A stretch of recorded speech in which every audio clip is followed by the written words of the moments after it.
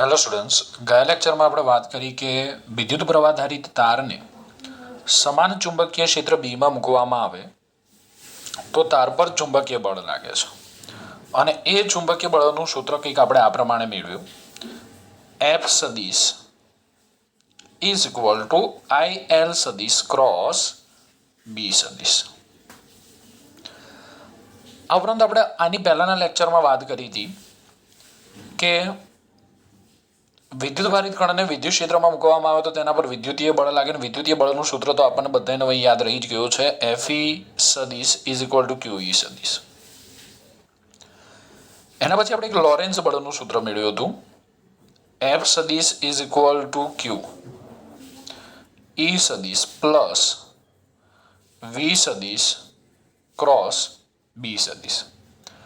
અને એક ચુંબકીય બળનું સૂત્ર પણ આપણે જોયું હતું કે ક્યુ વિદ્યુત ભારિત કણ સમાન ચુંબકીય ક્ષેત્ર બીમાં વી વેગથી ગતિ કરતો હોય તો તેના પર લાગતું ચુંબકીય બળ એફ સદિશ બરાબર ક્યુ કૌંસની અંદર વી સદિશ ક્રોસ બી સદિશ થાય. તો ઘણા બધા આપણે ચુંબકીય બળના સૂત્ર જોઈ ગયા છીએ અને આ બધા સૂત્ર યાદ રાખવા પડશે. કઈ રીતે યાદ રાખવાના છે? જો તો ક્યુ વિદ્યુત ભારિત કણ ચુંબકીય ક્ષેત્ર બીમાં વી વેગથી ગતિ કરતો હોય તો તેના પર લાગતું ચુંબકીય બળનું સૂત્ર એફ સદિશ બરાબર ક્યુ વી સદિશ ક્રોસ બી સદિશ થાય.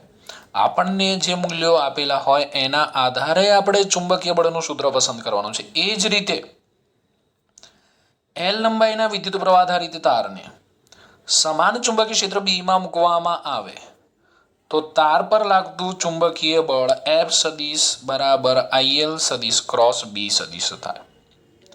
ઓકે, તો બધા જ ચુંબકીય બળના સૂત્રો યાદ રહી જવા જોઈએ. હવે ધારો કે આ તારને ચુંબકીય ક્ષેત્રમાં એવી રીતે મૂકવામાં આવે કે તારની લંબાઈ જે એલ છે આપણે લંબાઈના સદિશ તરીકે લીધી હતી અને એની દિશા આપણે વિદ્યુત પ્રવાહની દિશામાં લીધી હતી કે તારની લંબાઈ ચુંબકીય ક્ષેત્રને લંબરૂપે હોય તો એલ અને બી વચ્ચેનો કોણ 90 થાય. Theta is equal two 90 degree. હવે આપણે આનું મૂલ્ય લઈએ. હું આનું મૂલ્ય લઉં તો મૂલ્ય શું લખાશે? ક્રોસ છે એટલે F is equal to B I L sine theta લખાશે. હવે આપણે તારને એવી રીતે મૂકેલો છે કે તારની લંબાઈ ચુંબકીય ક્ષેત્ર બીને લંબરૂપે છે તો F is equal to B I L sine 90. Sine 91 એટલે એફ ઇઝ ઇક્વલ ટુ થઈ જશે B I L. F is equal to B I L. બીને આપણે કરતા બનાવીએ તો બી ઇઝ ઇક્વલ ટુ શું લખાશે? તો બી ઇઝ ઇક્વલ ટુ લખાશે એફ બાય આઈ એલ. આના પરથી આપણે ચુંબકીય ક્ષેત્રનો એકમ બનાવવો છે. આ સમીકરણ પરથી આપણે ચુંબકીય ક્ષેત્રનો એકમ બનાવવો છે. તો જો એફ એટલે તો બળ, એનો એકમ ન્યૂટન થાય. આઈ એટલે પ્રવાહ, એનો એકમ એમ્પિયર. અને એલ એટલે લંબાઈ, એનો એકમ મીટર. તો ચુંબકીય ક્ષેત્ર બીનો એકમ કયો થયો? ન્યૂટન પર એમ્પિયર ઇન્ટુ મીટર. પણ નિકોલા ટેસ્લાની યાદમાં ચુંબકીય ક્ષેત્રનો એકમ ટેસ્લા લેવામાં આવે છે. કયો? ટેસ્લા. અને સૂત્ર પરથી આપણને એક બીજો એકમ મળ્યો ન્યૂટન પર એમ્પિયર ઇન્ટુ મીટર. ઓકે, આ એસઆઈ એકમ કે એમકેએસ એકમ થયો ટેસ્લા. એનો સીજીએસ એકમ ચુંબકીય ક્ષેત્રનો ગોસ છે, જેને આપણે જી વડે દર્શાવીએ છીએ. તો ચુંબકીય ક્ષેત્રનો એમકેએસ એકમ અથવા મોટો એકમ ટેસ્લા છે અને સીજીએસ એકમ નાનો એકમ ગોસ છે. તો આ બંને વચ્ચેનો આપણને સંબંધ ખબર હોવી જોઈએ. તો બંને વચ્ચેનો સંબંધ કંઈક આવો છે. એક ટેસ્લા બરાબર 10⁴ ગોસ. હવે જ્યારે આપણે એમસીક્યુ કે દાખલા ગણતા હોઈશું ત્યારે આપણને ચુંબકીય ક્ષેત્ર ગોસમાં આપેલું હશે. તો ચુંબકીય ક્ષેત્રને આપણે ગોસમાંથી જો ટેસ્લામાં લઈ જવું હોય તો એક ગોસ બરાબર કેટલા થાય? તો એક ગોસ બરાબર 10⁻⁴ ટેસ્લા થાય. એક ગોસ બરાબર 10⁻⁴ ટેસ્લા થાય. ઓકે, આ યાદ રાખવાનું છે. તો ચુંબકીય ક્ષેત્રનો એક એકમ ટેસ્લા, નિકોલા ટેસ્લાની યાદમાં મોટો એકમ કહી શકાય. સૂત્ર પરથી આપણને એકમ મળ્યો ન્યૂટન પર એમ્પિયર ઇન્ટુ મીટર. સીજીએસ એકમ છે ગોસ અને 1 ટેસ્લા બરાબર 10⁴ ગોસ થાય છે અને 1 ગોસ બરાબર આપણે લખી શકીએ 10⁻⁴ ટેસ્લા. હવે આ જે સૂત્ર છે F ઇઝ ઇક્વલ ટુ, આ જે સૂત્ર છે B is equal two F/IL, એના પરથી આપણે વ્યાખ્યા આપી હોય ટેસ્લાની, ચુંબકીય ક્ષેત્ર બીના એકમ ટેસ્લાની વ્યાખ્યા આપી હોય તો કઈ રીતે આપી શકાય? જો ધ્યાન આપજો. તો સૂત્ર શું છે આપણી જોડે? B is equal two F/IL. આ સૂત્રમાં હું I બરાબર 1 એમ્પિયર લઈ લઉં, L બરાબર 1 મીટર લઈ લઉં અને F બરાબર 1 ન્યૂટન લઈ લઉં.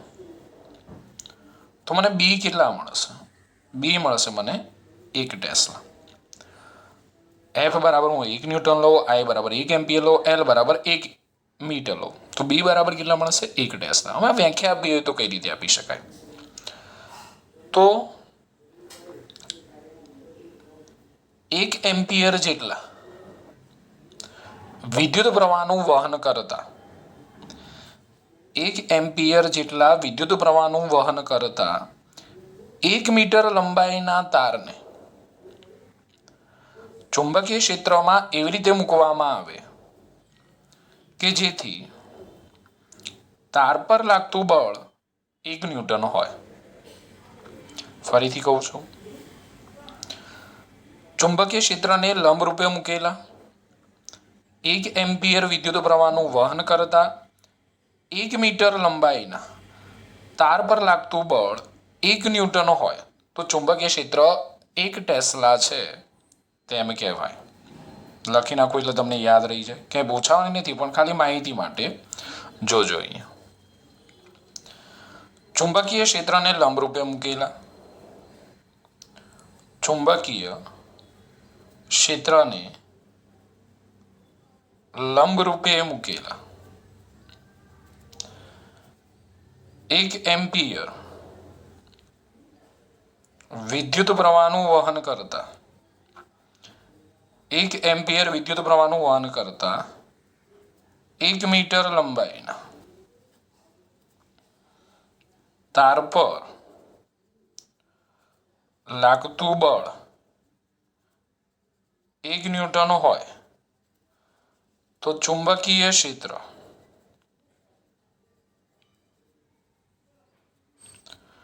એક ટેસ્લા છે તેમ કહેવાય. અથવા ચુંબકીય ક્ષેત્રનું મૂલ્ય 1 ટેસ્લા છે તેમ કહેવાય. ઓકે, ક્યાંક આપણને MCQમાં પૂછી જાય, ધ્યાન રાખજો. F is equal two BIL પરથી આપણે ચુંબકીય ક્ષેત્રનો એકમ બનાવ્યો. F ઇઝ ઇક્વલ ટુ BILમાં મેં B ને કરતા બનાવ્યા. B is equal two F/IL, એકમ આપણને મળ્યું ન્યૂટન પર એમ્પિયર ઇન્ટુ મીટર. નિકોલા ટેસ્લાની યાદમાં આપણે ચુંબકીય ક્ષેત્રનો એકમ લઈએ છીએ ટેસ્લા, એટલે મોટો એકમ થયો ટેસ્લા, નાનો એકમ થયો ગોસ. ટેસ્લા અને ગોસ વચ્ચેનો સંબંધ છે 1 ટેસ્લા બરાબર 10⁴ ગોસ થયો. ઓકે, તો 1 ગોસ બરાબર 10⁻⁴ ટેસ્લા. એના પરથી આપણે ડેફિનેશન આપી એક આ પ્રમાણે કે ચુંબકીય ક્ષેત્રને લંબ રૂપે મૂકેલા 1 એમ્પિયર વિદ્યુત પ્રવાહનું વહન કરતા 1 મીટર લંબાઈના તાર પર 1 ન્યૂટન બળ લાગતું હોય તો ચુંબકીય ક્ષેત્રનું મૂલ્ય 1 ટેસ્લા છે તેમ કહેવાય. હવે આપણે એક બીજા સૂત્ર પરથી ચુંબકીય ક્ષેત્રનો એકમ મેળવીએ. આ સૂત્રનો ઉપયોગ કરું. આનું આપણે મૂલ્ય લખવું હોય તો લખી શકીએ F is equal two QVB sin theta. જો વિદ્યુત ભારિત કણ ચુંબકીય ક્ષેત્રને લંબ રૂપે ગતિ કરતો હોય, વિદ્યુત ભારિત કણ ચુંબકીય ક્ષેત્રને લંબ રૂપે ગતિ કરતો હોય, લંબ રૂપે ગતિ કરતો હોય તો V સદિશ લંબ B સદિશ થાય. માટે બંને વચ્ચેનો એંગલ આપણને કેટલો મળે? 90. અહીંયા થીટા એ વી અને બી વચ્ચેનો કોણ છે. અહીંયા થીટા એ એલ અને બી વચ્ચેનો કોણ છે. તો આપણને મૂલ્ય શું મળશે? ક્યુ વી બી sin 90 sin 91 માટે એફ ઇઝ ઇક્વલ ટુ થશે ક્યુ V B. F is equal to Q V બી. હવે આના પરથી આપણે ચુંબકીય ક્ષેત્રનો એકમ બનાવીએ. ચલો, તો બી બરાબર શું થાય? બીને કરતા બનાવી દો. ચલો, B is equal to F by Q V. એકમ બનાવો. બળનો એકમ ન્યૂટન, વિદ્યુત ભારનો એકમ કુલમ, અને વેગનો એકમ થયો મીટર પર સેકન્ડ. સેકન્ડ ઉપર ગયા તો એક આવો પણ એકમ આપણને મળે, newton second by coulomb metre. હું આને આ રીતે લખી શકું, newton per coulomb by second into metre. Coulomb by second એટલે શું થાય? એમ્પિયર થાય. એટલે આપણને આગળનો જ એકમ મળી ગયો, ન્યૂટન પર એમ્પિયર ઇન્ટુ મીટર થાય. ઓકે, તો મેં તમને અગાઉ આ એકમ યાદ રાખવા માટેની ટ્રીક પણ આપેલી છે કે ટેસ્લા એટલે શું? તો ટેસ્લા એટલે તેરે નામ, ન્યૂટન પર એમ્પિયર ઇન્ટુ મીટર. ઓકે, હવે આ જે સૂત્ર છે B is equal to F by QV, એના પરથી આપણે ચુંબકીય ક્ષેત્રના એકમ ટેસ્લાની વ્યાખ્યા આપી હોય તો કઈ રીતે આપી શકાય? ધ્યાન આપજો. હું વિદ્યુતભારિત કણનો વેગ v બરાબર 1 મીટર પર સેકન્ડ લઈ લઉં. વિદ્યુતભારનું મૂલ્ય હું 1 કુલમ લઈ લઉં અને બળનું મૂલ્ય હું 1 ન્યૂટન લઈ લઉં. તો મને બીનું મૂલ્ય 1 ટેસ્લા છે તેમ મળશે. હવે વ્યાખ્યા કઈ રીતે અપાય? જો ધ્યાન આપો, આના પરથી જ આપણે વ્યાખ્યા લખવાની. ચુંબકીય ક્ષેત્રને લંબ દિશામાં, ચુંબકીય ક્ષેત્રને લંબ દિશામાં 1 મીટર પર સેકન્ડના વેગથી ગતિ કરતા 1 કુલમ વિદ્યુત ભાર પર લાગતું બળ 1 ન્યૂટન હોય તો ચુંબકીય ક્ષેત્રનું મૂલ્ય 1 ટેસ્લા છે તેમ કહેવાય. ચુંબકીય ક્ષેત્રને લંબ દિશામાં 1 મીટર પર સેકન્ડની ઝડપથી ગતિ કરતા 1 કુલમ વિદ્યુત ભાર પર લાગતું બળ 1 ન્યૂટન હોય તો ચુંબકીય ક્ષેત્રનું મૂલ્ય 1 ટેસ્લા છે તેમ કહેવાય. યાદ રાખજો, હું લાસ્ટ વાર રિપીટ કરું છું. ચુંબકીય ક્ષેત્રને લંબ દિશામાં, ચુંબકીય ક્ષેત્રને લંબ દિશામાં 1 મીટર પર સેકન્ડના વેગથી કે ઝડપથી વેગથી ગતિ કરતા 1 કુલમ વિદ્યુત ભાર પર લાગતું બળ 1 ન્યૂટન હોય તો ચુંબકીય ક્ષેત્ર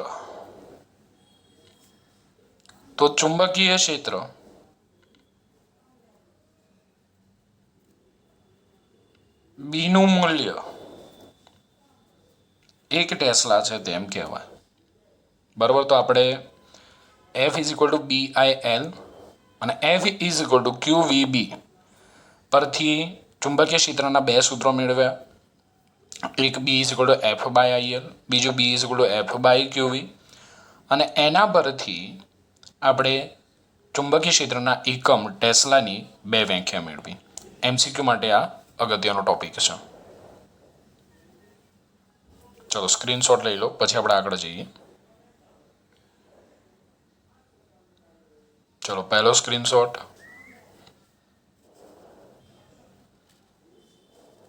ઓહો કેટલું નીચે છે. બીજો સ્ક્રીનશોટ,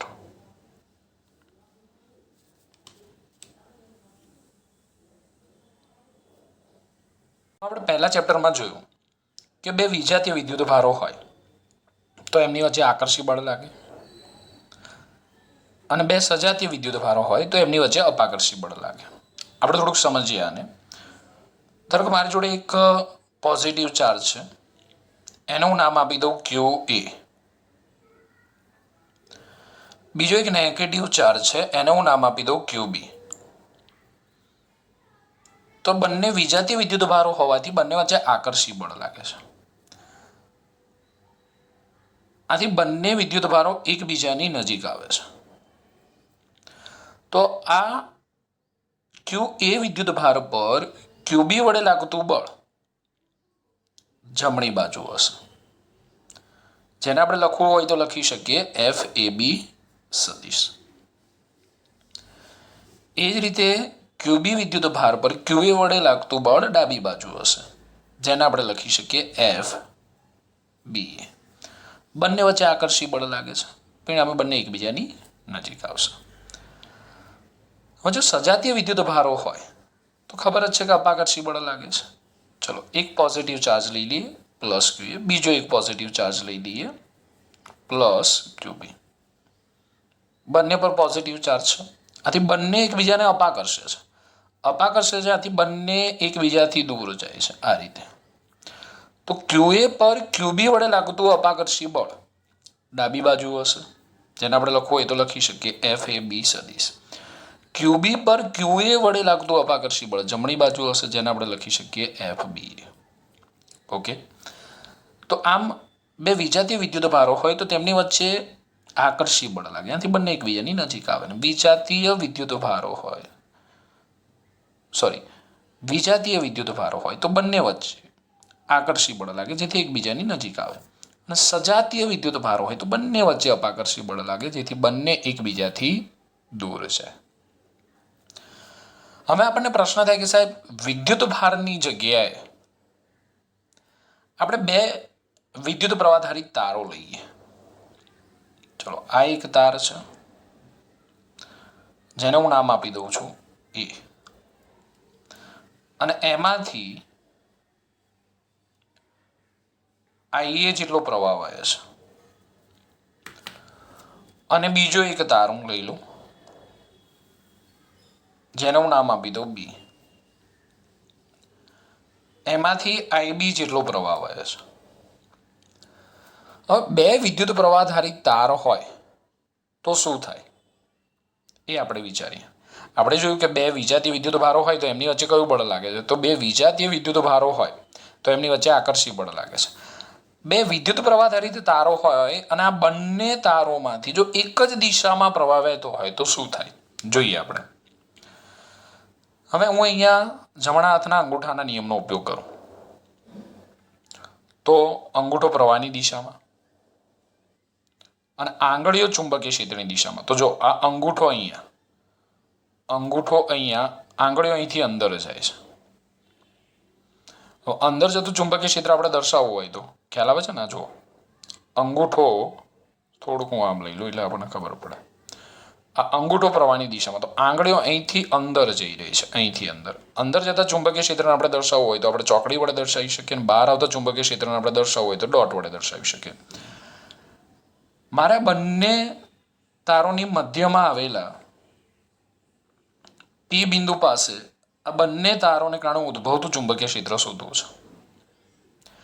બંને તારોની મધ્યમાં આવેલા પી બિંદુ પાસે બંને તારોને કારણે ઉદ્ભવતું પરિણામી ચુંબકીય ક્ષેત્ર શોધવું છે. તો જુઓ, પહેલો જે તાર છે, અંગૂઠાનો નિયમ વાપરીએ તો અંગૂઠો પ્રવાહની દિશામાં, આંગળીઓ અહીંથી અંદર જાય છે. અંદર જાય છે એટલે અહીંયા મારે શું મૂકવી પડે? ચોકડી મૂકવી પડે. અહીંથી ચુંબકીય ક્ષેત્ર રેખાઓ અંદર જાય છે, તો આ જમણી બાજુથી અંદર જાય છે, તો ડાબી બાજુથી ક્યાં આવશે? બહાર. એટલે અહીંયા મારે ટપકું મૂકવું પડે. ઓકે, હવે જો બીજા તાર માટે આપણે જમણા હાથના અંગૂઠાના નિયમનો ઉપયોગ કરીએ તો અંગૂઠો પ્રવાહની દિશામાં, આંગળીઓ ચુંબકીય ક્ષેત્રની દિશામાં, એટલે અહીંથી ચુંબકીય ક્ષેત્ર રેખાઓ અંદર જાય છે. તો હવે તારના પાછળના ભાગમાંથી એ અહીંથી એટલે પી બિંદુ પાસેથી ચુંબકીય ક્ષેત્ર રેખાઓ ક્યાં આવે? બહાર આવે.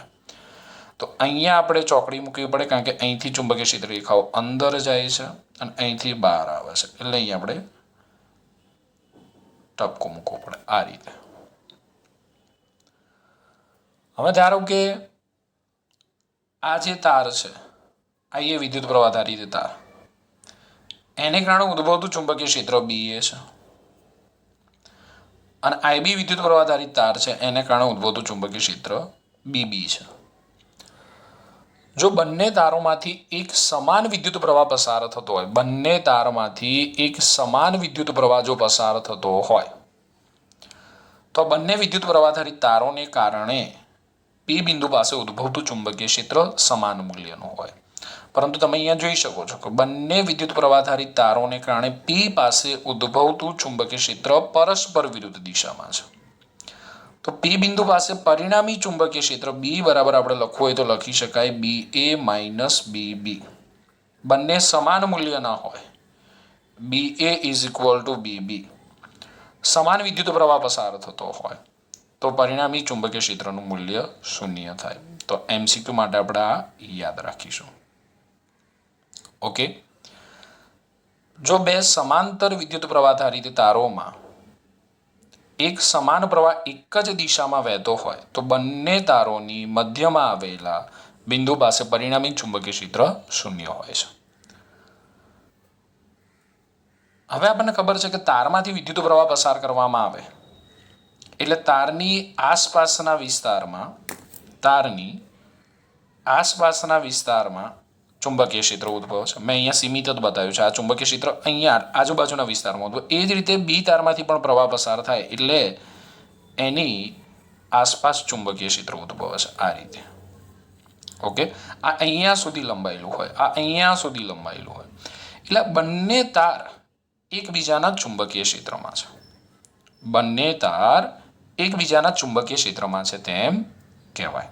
સમજો, ફરીથી કહું છું કે તાર એમાંથી વિદ્યુત પ્રવાહ પસાર થાય છે, આથી એની આજુબાજુ ચુંબકીય ક્ષેત્ર ઉત્પન્ન થાય છે.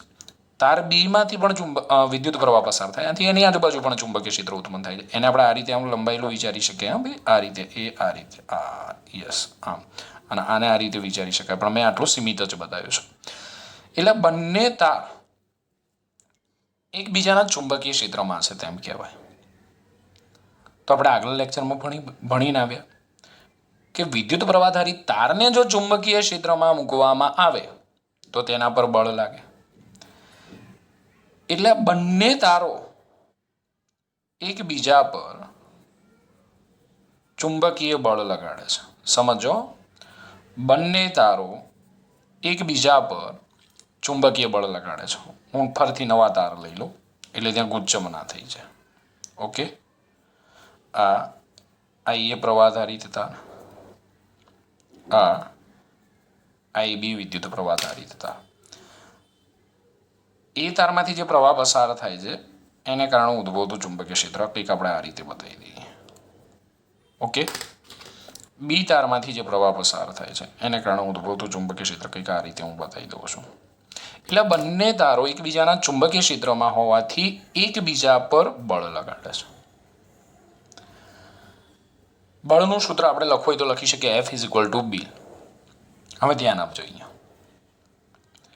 હવે એમ્પિયર નામના વૈજ્ઞાનિકે નોંધ્યું કે એકબીજાને સમાંતર ગોઠવેલા બે વિદ્યુત પ્રવાહધારી તારોમાંથી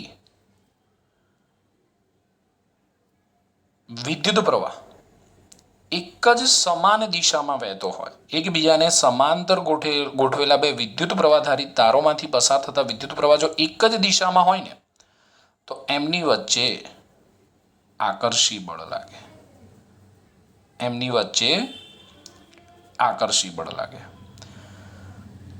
તો આઈએ વિદ્યુત પ્રવાહધારિત તાર વડે વિદ્યુત પ્રવાહધારિત તાર વડે આઈબી વિદ્યુત પ્રવાહધારિત તાર પર લાગતું ચુંબકીય બળ આ દિશામાં મળે. F બી એ. બી પર એ વડે લાગતું બળ, બી તાર પર એ તાર વડે લાગતું બળ, કયું બળ? આકર્ષી બળ. એ બી થી એની દિશામાં હોય. એ જ રીતે એ પર બી વડે લાગતું બળ એ થી બીની દિશામાં હોય. તો કેટલી વસ્તુ યાદ રાખવાની છે સમજો કે બે વિદ્યુત પ્રવાહધારી તારોમાંથી એક જ દિશામાં પ્રવાહ વહેતો હોય તો આ બંને તારોની મધ્યમાં આવેલા બિંદુ પાસે પરિણામી ચુંબકીય ક્ષેત્ર 0 હોય. બે સમાંતર વિદ્યુત પ્રવાહધારિત તારોમાંથી એક જ દિશામાં પ્રવાહ વહેતો હોય તો તેમની વચ્ચે આકર્ષી બળ લાગે. આવું એમ્પિયરનું અવલોકન હતું. તો તાર બી પર એ વડે લાગતું બળ બી થી એની દિશામાં હોય અને તાર એ પર બી વડે લાગતું બળ એ થી બીની દિશામાં હોય. એટલે જ મેં તમને સૌથી પહેલાં આ વિદ્યુત ભારવાળો કન્સેપ્ટ ક્લિયર કરાયો કે બે વિજાતીય વિદ્યુત ભારો હોય તો એમની વચ્ચે આકર્ષી બળ લાગે, અને આકર્ષી બળની દિશા મેં તમને અહીંયા બતાવી છે. એ જ રીતે બે સમાંતર વિદ્યુત પ્રવાહધારિત તારોમાંથી એક જ દિશામાં પ્રવાહ વહેતો હોય તો તેમની વચ્ચે આકર્ષી બળ લાગે, અને બળની દિશા મેં અહીંયા તમને દર્શાવી છે એ પ્રમાણે મળે. પરિણામે બંને તારો એકબીજાને શું કરે છે? આકર્ષે છે. બંને તારો એકબીજા પર ચુંબકીય બળ લગાડે છે તેમ કહેવાય. અને આ બળ એટલે જ બે તારો વચ્ચે લાગતું ચુંબકીય બળ. તો હવે પછી આપણે જે થિયરી ભણવાના છીએ એ થિયરી કે એકબીજાને સમાંતર રહેલા બે તારો વચ્ચે ઉદ્ભવતા ચુંબકીય બળનું સૂત્ર શું થાય? એકબીજાને સમાંતર રહેલા બે તારો વચ્ચે ઉદ્ભવતા ચુંબકીય બળનું સૂત્ર શું થાય? તો બે તારો વચ્ચે ઉદ્ભવતું ચુંબકીય બળ એટલે શું? સમજો કે કોઈ તારમાંથી વિદ્યુત પ્રવાહ પસાર થાય ત્યારે તેની આસપાસ ચુંબકીય ક્ષેત્ર ઉત્પન્ન થાય. આ તારની પાસે બીજો વિદ્યુત પ્રવાહધારિત તાર મૂકીએ તો પ્રથમ તારથી ઉદ્ભવતા ચુંબકીય ક્ષેત્રને કારણે બીજા તાર પર બળ લાગે, અને બીજા તારમાંથી પસાર થતા વિદ્યુત પ્રવાહને કારણે ઉદ્ભવતા ચુંબકીય ક્ષેત્રને કારણે પ્રથમ તાર પર બળ લાગે. અને આ બળ એટલે જ બે તારો વચ્ચે લાગતું ચુંબકીય બળ. અને આ જે બળ છે એફ બી અને એફ એ બી એ સમાન મૂલ્યના ન્યૂટનની ગતિના ત્રીજા નિયમ મુજબ સમાન મૂલ્યના અને પરસ્પર વિરુદ્ધ દિશામાં હોય. જે રીતે બી પર એ વડે લાગતું બળ અને એ પર બી વડે લાગતું બળ સમાન મૂલ્યનું પરસ્પર વિરુદ્ધ દિશામાં હોય, એ જ રીતે અહીંયા પ્રથમ તાર વડે બીજા તાર પર ને બીજા તાર વડે પ્રથમ તાર પર લાગતા બળો સમાન મૂલ્યના અને પરસ્પર વિરુદ્ધ દિશામાં હોય. ક્લિયર અહીંયા સુધી? હવે પ્રશ્ન થાય કે સાહેબ, જો પ્રવાહ પરસ્પર વિરુદ્ધ દિશામાં, જો પ્રવાહ પરસ્પર વિરુદ્ધ દિશામાં વહેતો હોય તો શું થાય? જોઈએ. ચલો, બે તાર લઈ લઈએ. આ એ, આ બી. આમાંથી આઈ એ જેટલો પ્રવાહ પસાર થાય છે, આમાંથી આઈ બી જેટલો પ્રવાહ પસાર થાય છે. જો બે સમાંતર સુરેખ વિદ્યુત પ્રવાહધારી તારોમાંથી વિદ્યુત પ્રવાહ પરસ્પર વિરુદ્ધ દિશામાં વહેતો હોય તો આ બંને તારોની મધ્યમાં આવેલા પી બિંદુ પાસે પરિણામી ચુંબકીય ક્ષેત્ર શું હોય એ આપણે પહેલાં શોધી લઈએ. તો હવે જો સંજ્ઞા પ્રણાલી હોય આને આજ ઉપયોગ કરી લઉં છું. ચલો સમજાવવી પડશે. અંગૂઠાનો નિયમ, અંગૂઠો પ્રવાહની દિશામાં, આંગળીઓ ચુંબકીય ક્ષેત્રની દિશામાં. અહીંયા ચુંબકીય ક્ષેત્ર રેખાઓ અંદર જાય છે એટલે આપણે મૂકવી પડશે ચોકડી. તો અહીંયા શું આવશે? ટપકો. અહીંયા અંગૂઠાનો નિયમ વાપરો. હું આટલો ક્રોસ નહીં થઈ શકું, સમજી જજો તમે. અહીંયા અંગૂઠાનો નિયમ, તો અંગૂઠો પ્રવાહની દિશામાં, ચલો નહીં થાય. અંગૂઠો પ્રવાહની દિશામાં તમારે જાતે પ્રેક્ટિસ કરવી પડશે.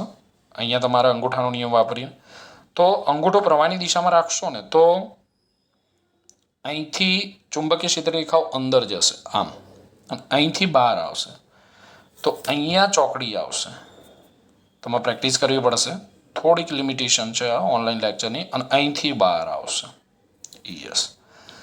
આના વડે ઉદ્ભવતું ચુંબકીય ક્ષેત્ર બી એ હોય ને આના વડે ઉદ્ભવતું ચુંબકીય ક્ષેત્ર બી બી હોય તો તમે જોઈ શકો કે બંને તારોને કારણે પી બિંદુ પાસે ઉદ્ભવતા ચુંબકીય ક્ષેત્ર એક જ દિશામાં છે. તો પરિણામી ચુંબકીય ક્ષેત્ર બી એ પ્લસ બી બી થાય, એટલે કે સરવાળો થાય.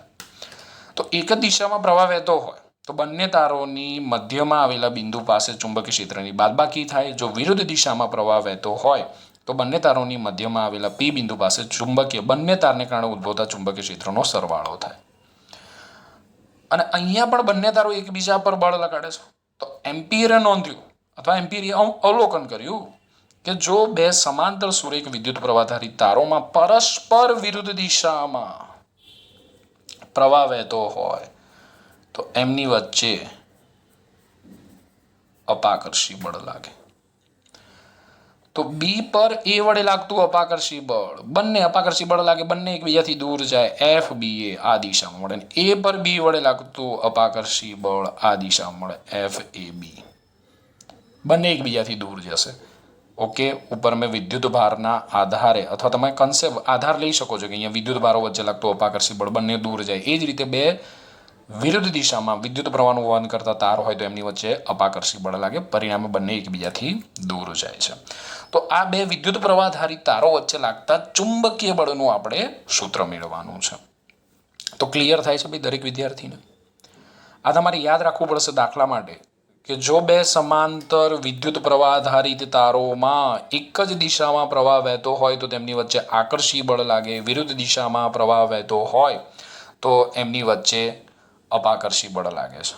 ઓકે, અને બે સમાંતર વિદ્યુત પ્રવાહ આધારિત તારો એક જ દિશામાં જો પ્રવાહ વહેતો હોય તો બંને તારોની મધ્યમાં આવેલા કોઈ બિંદુ પાસે પરિણામી ચુંબકીય ક્ષેત્ર શૂન્ય હોય અને વિરુદ્ધ દિશામાં જો પ્રવાહ વહેતો હોય તો બંને તારોની મધ્યમાં આવેલા કોઈ બિંદુ પાસે પરિણામી ચુંબકીય ક્ષેત્ર એ બંને તારોને કારણે ઉદ્ભવતા ચુંબકીય ક્ષેત્રના સરવાળા જેટલું હોય છે. હવે થિયરી હું આજના લેક્ચરમાં લેતો નથી કારણ કે બહુ જ લાંબો લેક્ચર બની ગયો છું. તો આપણે આવતા લેક્ચરની અંદર વાત કરીશું કે એકબીજાને સમાંતર રાખેલા બે વિદ્યુત પ્રવાહ આધારિત તારો વચ્ચે ઉદ્ભવતા ચુંબકીય બળનું સૂત્ર શું થાય, એટલે કે ચુંબકીય બળનું સૂત્ર મેળવીશું. ઓકે, ખાસ આ MCQ માટે તમારે સમજવાનું છે.